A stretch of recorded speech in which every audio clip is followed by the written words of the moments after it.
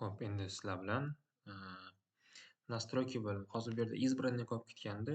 Избранныйga bossak, mana shu избранный degan o'zingizni kerakli narsalaringizni tashlab qo'yishingiz mumkin. Xo'p, mana bu "Kontakты" degan bo'limda chiqib turadi mana yoki "Все chat'ida". "Kontaktiga" kirib, buni tepada misol uchun hozir yana chatlaringiz bo'lsa, u pastga tushib qoladi. Tezroq topish uchun mana shu joyga bosib, mana избранныйga bosasiz, o'zi kirib beradi.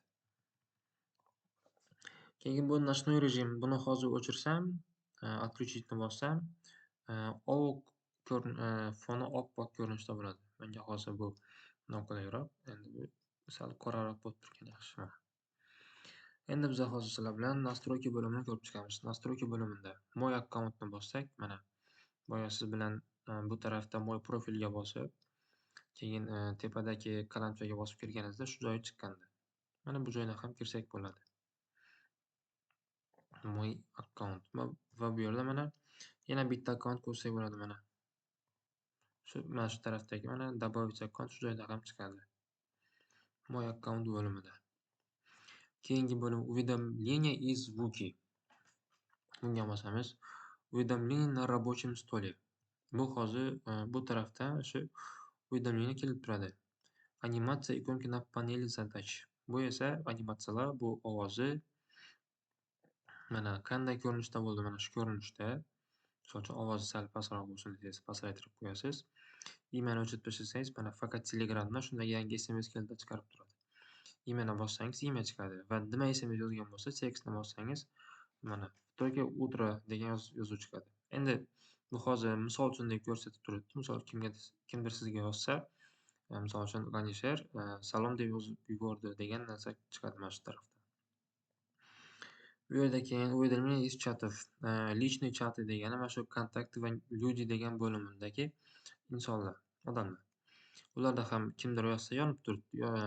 Kimdir yozsa sizga mana shu tarafda уведомление bo'lib keladi. Agar buni o'chirsangiz, ularda nima deb yozsa ham kelmaydi. Faqat bu joyda 1 ko'rsatib turadi. Shunga bosib kirishingiz mumkin. Gruppa kanali misol uchun. Bu "События", bu "Kontakt приложение Telegram". Misol uchun kimdir telefon raqamini siz telefoningizga saqlanib qilib qo'yibsiz. Keyinchalik u Telegram ochdi. Telegramga qo'shildi. Agar u qo'shilsa, mana shu joydan G'anisher Telegramga qo'shildi misol uchun.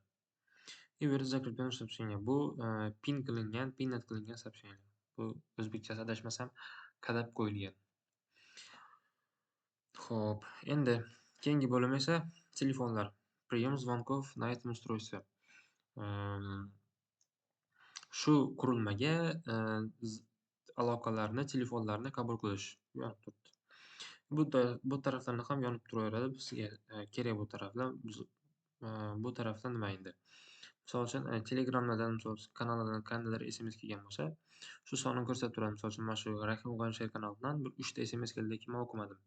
3 ta chiqarib turadi. Bu kanal deganda ham tepasida mana shu joyda 3 ta chiqib turadi. Mana shu. Xo'p. Keyin mana уведомлениyalar bu tarafni tanlasam, mana buni tanladim, chap tarafdan chiqib turibdi. Pastni bossam, mana pastdan chiqdi. Menga hozir eng qulayi mana shu o'ng tarafdan pastdan chiqishi kerak. Xo'p, bu yerda 2 ta chiqishi mumkin, 3 ta, 4 ta, 5 tasi. Menga shu 3 tasi yetarli, 4-inchisi ortiqcha bo'ladi. Bo'ldi, shu ko'rinishda. Xo'p, bular shart emas.